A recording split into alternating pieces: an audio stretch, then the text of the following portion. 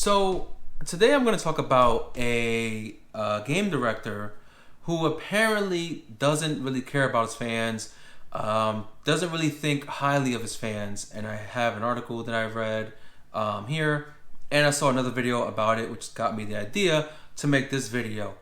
The director that I'm talking about is Hideki Kamiya. He is the director of Bayonetta 3. He also did Resident Evil 2, Devil May Cry, and the wonderful 101.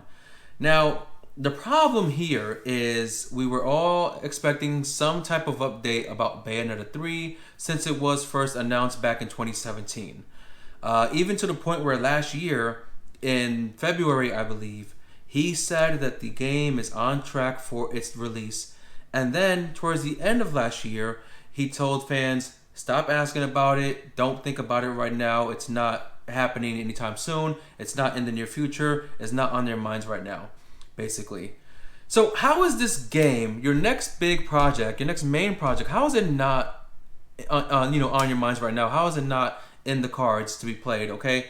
The problem I have here is the fact that you have said, he said in one of the articles or interviews, whatever, that a game does not take about 2 years to develop. Number one, that's not true, okay? Crappy games take a couple of years to be developed. Good games take longer, of course. Grand Theft Auto, Red Dead Redemption, Halo, any other amazing AAA games, God of War, Spider-Man, Gears of War, all those type of games, they take a long time to develop. That makes sense. We're in the 4th year since its announcement, and we still have no new teaser, no new trailer, no gameplay, no information on the game whatsoever, other than stop asking about it. It ain't happening right now. And more so to that is what he said to the people asking questions. The first part I agree with in terms of you're getting the same questions over and over again, the same comments from fans saying, did development stop? Is the game not coming out? What's happening?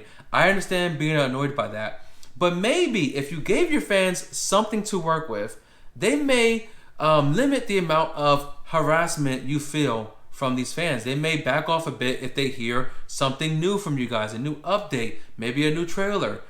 But to add insult to injury, he said in the article that it was based on it was a tweet actually. He tweeted this out, and he said that anyone who has been asking him about this game and saying that the development has stopped, he said they are what's I'm gonna butcher this wording because it is in Japanese. It's kuso baka, which basically means they're fucking idiots. He's calling his fans fucking idiots because they keep questioning him and his team on the development of the game.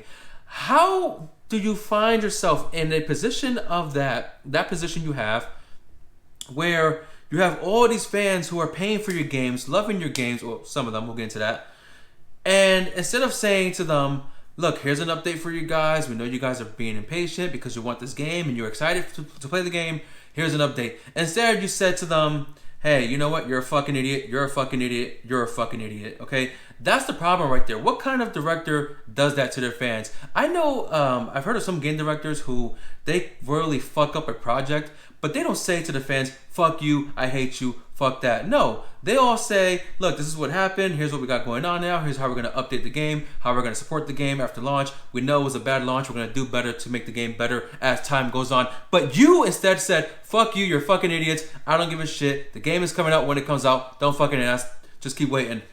Okay, that's a problem. Now, I don't want to hear any bullshit about maybe there's some kind of debate between them and Nintendo on what they can and can't put in the game.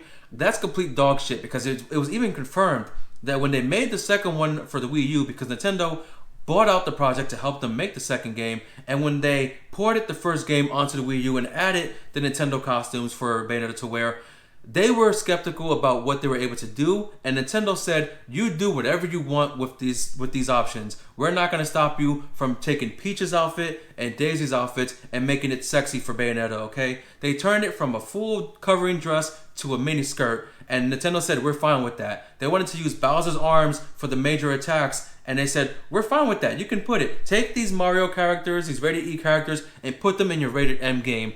Take Fox McCloud's outfit, take Samus's outfit, take Link's outfit, put it in the game, we're fine. So I don't want to hear anyone say there's a debate between Nintendo and Platinum Games for Bayonetta, because there probably isn't. Nintendo is fine with what they're doing. They're letting them do what they want with this game and their licenses.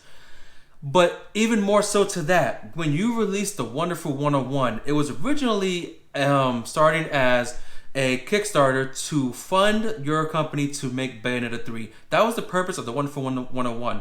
And that Kickstarter actually surpassed its goal in record time, not because they wanted the Wonderful 101, because honestly, that game is a piece of shit. I played it, it sucked. My opinion, but it kind of sucked.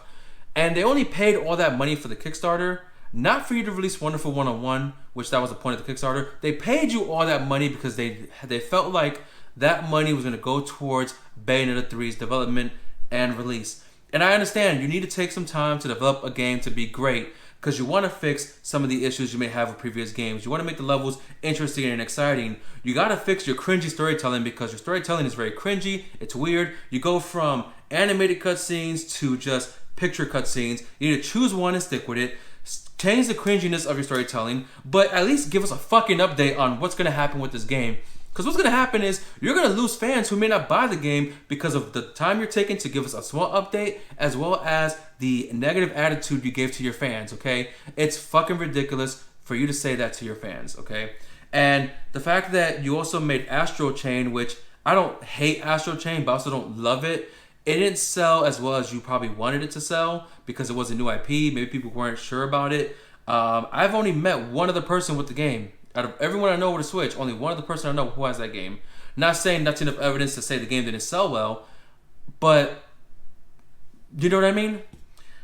So you have Astral Chain, Wonderful 101 was dog shit, and you're taking all this money from the fans, and you're supposed to be putting it towards Bayonetta 3, and 4 years later we can't even get an update, not even another trailer. You even said the teaser that came out has a lot of stuff hidden in there. I played it in slow motion. There is nothing in that trailer that shows anything about the game except for her long hair is back and her guns are red again.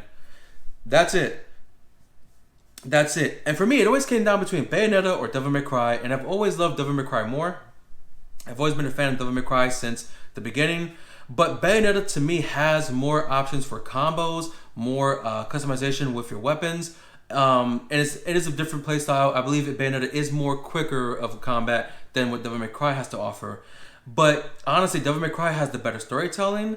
It has more interesting characters, because Bayonetta for me is probably the only character on that game was interesting. Everyone else is just meh.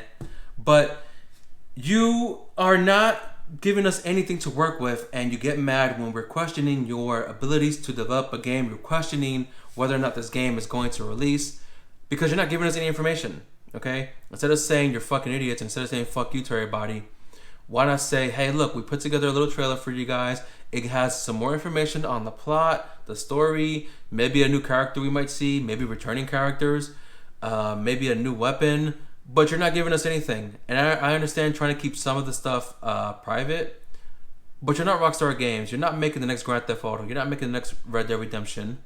And you're not Insomniac or Naughty Dog. You're not making the next Uncharted. You're not making the next Spider-Man. You're making Bayonetta, which is now only exclusive to Switch. So now not everyone can play it like they played the first one.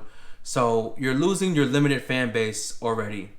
So what you need to do is you need to shut the fuck up. You need to accept the title as you being a fucking idiot. Turn around, get back into your studio and your office, whatever you want to call it, and get your team to continue working on the game like you are, hopefully.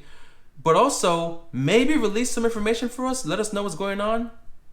Dumbass, fucking idiot, or as you say, Kusobaka. You're a Kusobaka. I'm Anthony Olan Tech. Thank you for watching this rant. Support for the Bayonetta fans out there, because we all want to know. That's my video. See you guys later.